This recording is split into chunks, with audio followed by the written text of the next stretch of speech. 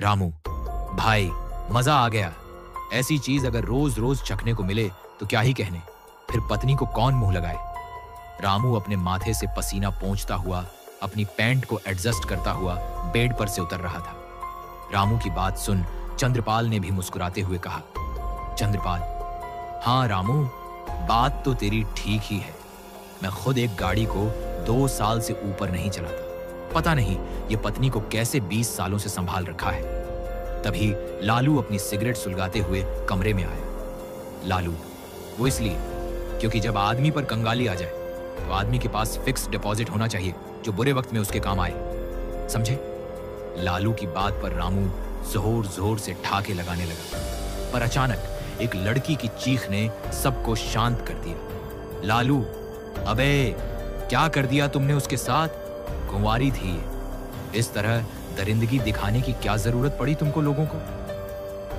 कैमरे में तीनों के अलावा एक लड़की भी थी जो इस वक्त अधमरी हालत में ही बिस्तर पर एड़ियां रगड़ रही थी। लालू जब उस लड़की के पास गया तो देखा कि उसका नंगा बदन एक पतली सफेद चादर से ढका हुआ था। लालू ने तुरंत उसकी नब्ज और उसकी सांसें चेक की तो उसे महसूस हो गया कि बस यह कुछ ही देर की मेहमान है। लालू, क्या किया तुमने? मैं 2 मिनट के लिए बाहर गया और तुमने तो इस लड़की को नोच खाया। मरने वाली है वो। अगर किसी को पता चल गया ना कि हम तीनों ने इसके साथ जबरदस्ती की है तो पूरी जिंदगी जेल में सड़ेगी। लालू का लहजा गर्म था। उसने एक नजर बिस्तर पर पड़ी उस लड़की के उथड़े हुए जिस्म पर डाली, जिस पर उसे सिर्फ दांतों और नाखूनों के काटने और खरोंचने की निशानियां हम दिखाई दी। फिर उसने चंद्रपाल और रामू को देखा, जिनके चेहरे पर इतना सब करने के बाद भी एक शिकन तक नहीं थी। चंद्रपाल, लालू और रामू एक कंस्ट्रक्शन कंपनी के पार्टनर थे। चंद्रपाल के पास अकेले ही कंपनी के आधे से ज्यादा शेयर्स थे और जो बच गए थे उनमें रामू और लालू किसी तरह अपना हिस्सा ले लेते थे। इसीलिए चंद्रपाल ने जब लालू की तेज आवाज सुनी तो उसने गुस्से में लालू से कहा, चंद्रपाल, हमारे सामने महात्मा बनने की कोई जरूरत नहीं है, समझा ना?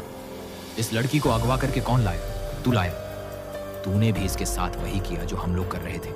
तो क्या तब ये नहीं तड़पी जब तूने इसका रोना, इसका गिड़गिड़ाना, इसकी चीखें नहीं सुनी?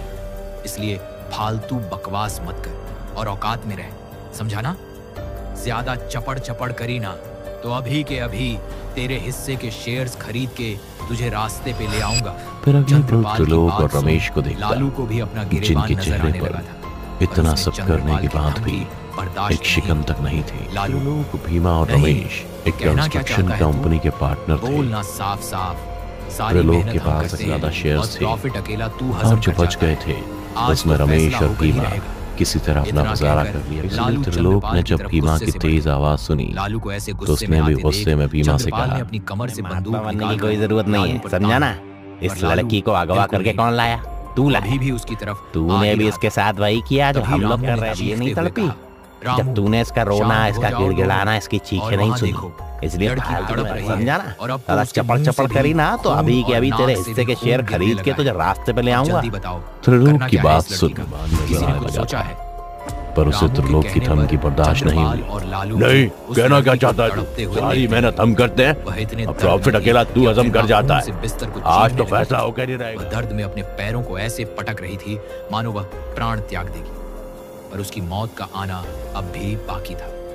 तभी चंद्रपाल ने बंदूक टेबल पर रखी और सोफे पर आराम से बैठते हुए कहा, चंद्रपाल, अरे गुड़गांव वाली साइट है ना, वहां कल मिट्टी डालनी है, वहीं कहीं दफना देंगे इसको। हमारे पापों के साथ हमारे सारे राज भी दफन हो जाएंगे, पर इसका कोई परिवार वाला इंसाफ के नारे ना लगाने लग जाए। लालू, नहीं चंद्रपाल, ऐसे कोई मुसीबत नहीं आने वाली है। इंसाफ के लिए इसके परिवार में कोई होना भी तो चाहिए ना। इसका बाप तो हमारे यहाँ मलबे में दबकर मर गया, माँ भाग गई या मर गई कुछ पता नहीं, बस उसकी 2 छोटी बहन और एक छोटा भाई है। उन्हीं के लिए हमारे पास काम करने आती थी। पहली नजर में उतनी खास नहीं लगी, लेकिन नशे के बाद तो तुम्हें पता ही है। पहले पैसे दिए तो मना कर दिया, पर नहीं मानी, उल्टा चिल्लाने लगी। मैं भी नशे में था, जबरदस्ती धर लाया उसको अपने पास, फिर तो तुम लोग जानते ही हो गुजरे हुए 2-3 दिन कितने मजे किए हमने। अच्छा हुआ मर रही है, जब से आई है परेशान ही किया है। इसकी चीखें तो अभी तक मेरे कानों में गूंज रही हैं। लालू की बात सुन सबने चैन की सांस ली और फिर से शराब पीने लगे। देखते देखते बोतल भी खत्म हो गई और एक बार फिर तीनों नशे में धुत हो गए। तीनों बेड के सामने सोफे पर बैठे लड़की को तड़पता हुआ देख रहे थे। अब लड़की की सिर्फ उंगलियां ना हलचल हो रही थी। उसका चीखना, मदद के लिए दूसरों को पुकारना सब बंद हो गया था। पर तभी रामू एकदम से खड़ा हुआ और सबसे कहने लगा, रामू, मैं चेक करके आता हूं, लगता है मर गई। रामू कहता हुआ वापस उस लड़की के पास गया।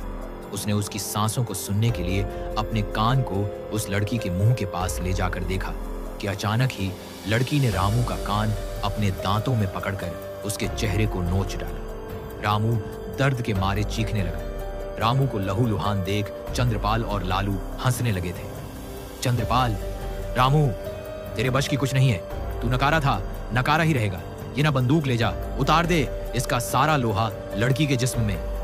अपने पार्टनर को खुद पर हंसता देख रामू नशे में पागल हो गया। वो बिना कुछ सोचे समझे लड़की पर टूट पड़ा और उसकी छाती पर बैठ उसका गला घोटने लगा। लड़की फिर से अपनी एड़ियां रगड़ने लगी और अपने नाखूनों से रामू का चेहरा नोच रही थी।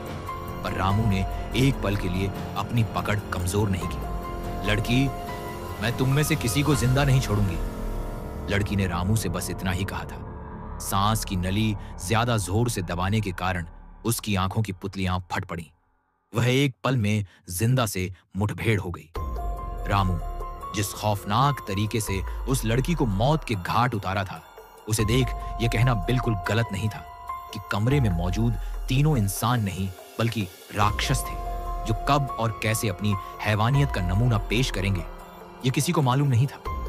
बेरहमी से उस लड़की का कत्ल होते देख चंद्रपाल और लालू दंग थे।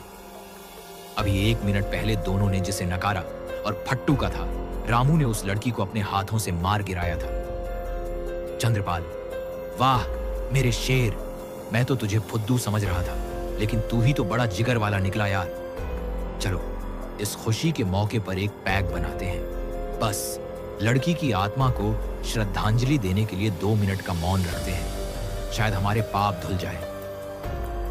चंद्रपाल ये कहते हुए सबको दारू से भरा ग्लास थमाता है और सामने रखी टेबल पर 2 मिनट का टाइमर लगा देता है। चंद्रपाल, बस 2 मिनट के लिए ही तो अपनी आंख बंद करनी है, फिर ये तमाशा किस लिए? चंद्रपाल, रामू, हम तीनों नशे में हैं और वक्त का पता नहीं, कहीं आंख खुले और हम लोग किसी अलग दुनिया में मिले तो।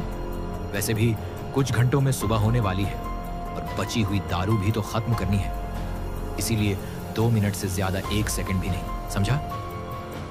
चंद्रपाल की इस बात पर रामू ने भी अपनी आंखें बंद कर ली थी। अभी कुछ ही पल गुजरे थे कि अचानक किसी की दरवाजे पर दस्तक सुनाई दी, जिसे सुन सभी की आंखें एक पल में खुल गईं। टीना ने जब कमरे को देखा तो वो पहले की तरह रंगीन नहीं बल्कि पूरी तरह से वीरान और जर्जर हो रखा था। वे लोग अब सच में किसी और ही दुनिया में आ गए थे। चारों तरफ अंधेरा था और उस लड़की की लाश भी गायब थी। दरवाजे पर होती दस्तक सुनकर सबके पसीने छूट गए। लालू, रामू, तू देख कर आ। रामू आहिस्ता आहिस्ता दरवाजा खोल बाहर झांकने ही वाला था कि अचानक किसी ने उसे गर्दन से पकड़कर खींच लिया। रामू तड़प रहा था पर उसकी मदद के लिए कोई नहीं गया। लालू और चंद्रपाल चुपचाप खड़े थे, लेकिन किसी की हिम्मत नहीं हुई कि दरवाजे के बाहर जाकर देखे। फिर अचानक सबके पैरों तले जमीन खिसक गई। वही लड़की जो कुछ देर पहले बिस्तर पर अपनी जान की भीख मांग रही थी, चंद्रपाल और लालू के सामने खड़ी थी। उसके गले में रमेश का कटा हुआ सिर और उसके कटे हुए हाथों और पैरों की माला बनी हुई थी। उसकी आंखों की जगह पर केवल गहरे काले घाव दिखाई दे रहे थे। लड़की के नाक और मुंह से अभी भी खून निकल रहा था, जिसे देख लालू और चंद्रपाल हांफने लगे थे। लड़की, कौन है तू और तूने हमारे दोस्त रामू के साथ क्या किया? लड़की, पिछले 3 दिनों से तुम लोग मेरा जिस्म नोच खसोट रहे थे, मेरी चीखें सुन रहे थे, मुझे तड़पा रहे थे। अब तुम पूछते हो कौन हो? इतनी जल्दी भूल गए मालिक। जितना दर्द मैंने झेला है, अब तुम्हारी बारी है। इतना कहकर लड़की ने सीधे लालू के पास जाकर उसके शरीर में अपना हाथ डालकर पहले उसका दिल निकाल लिया। फिर उसने उसके सिर को इतना जोर से दबाया कि उसकी जबान और आंखें भी बाहर आ गईं। लड़की का मन अब भी नहीं भरा तो उसने लालू के शरीर के टुकड़े टुकड़े कर दिए। चंद्रपाल का खून जम सा गया और वह कांपते हुए डर के मारे पीछे हट गया। लेकिन अचानक ही वह दीवार से टकरा गया और उसकी आंखों के सामने मौत खड़ी थी। मौत के डर से चंद्रपाल ने अपनी आंखें बंद कर ली। घड़ी का टाइमर बजने लगा और जब चंद्रपाल ने झिझकते हुए आंखें खोली तो वह वापस अपनी दुनिया में आ चुका था। उसने टाइमर बंद किया और चारों ओर देखा। वहां रोशनी थी और बिस्तर पर लड़की की लाश भी पड़ी थी। लेकिन जैसे ही उसने जमीन पर नजर डाली तो देखा रामू और लालू के कटे हुए सिर और अंग बिखरे हुए थे। उनकी मौत भी उसी तरह हुई थी जैसे चंद्रपाल ने अपनी आंखें बंद करते ही दूसरी दुनिया में देखा था। अचानक हड्डियों की चटकने की आवाज सुनाई देने लगी। चंद्रपाल ने आवाज का पीछा किया और देखा कि लड़की की लाश की हड्डियां अपने आप मुड़ रही थी। लड़की उल्टा रेंगती हुई चंद्रपाल के पास आ रही थी। लड़की, क्या हुआ चंद्रपाल? अपनी मौत देखकर डर गया? अभी तो मैंने तुझे छुआ भी नहीं। आ, एक बार फिर से मेरे साथ जबरदस्ती कर। लड़की की बात सुनकर चंद्रपाल का डर बढ़ गया। उसने सामने टेबल पर रखी बंदूक उठाई, वही बंदूक जिसे उसने लालू को मारने के लिए तानी थी। बंदूक हाथ में लेते ही चंद्रपाल ने अपना मुंह खोला और एक झटके में अपना सिर उड़ा लिया। शायद सच्ची कहा था उसे लड़की ने कि वह अपना बदला लेकर रहेगी। उस लड़की ने अपना बदला ले लिया था, लेकिन भारत में हर 16 मिनट में एक लड़की का शोषण किया जाता है। ये तो वो केस है जो रिपोर्टेड है। न जाने कितने केस ऐसे रोज होते होंगे जो कभी हमारी और आपकी नजर में आए ही नहीं। इसीलिए अगर आपके साथ या आपके किसी अपने के साथ ऐसा कुछ होता है तो आवाज जरूर उठाएं, क्योंकि आवाज नहीं उठाओगे तो इन हैवानों की हिम्मत और बढ़ जाएगी। दोस्तों, ये ट्रू हॉरर स्टोरी आपको कैसी लगी? नीचे कमेंट में हमें जरूर बताइएगा। कहानी को पूरा सुनने के लिए शुक्रिया।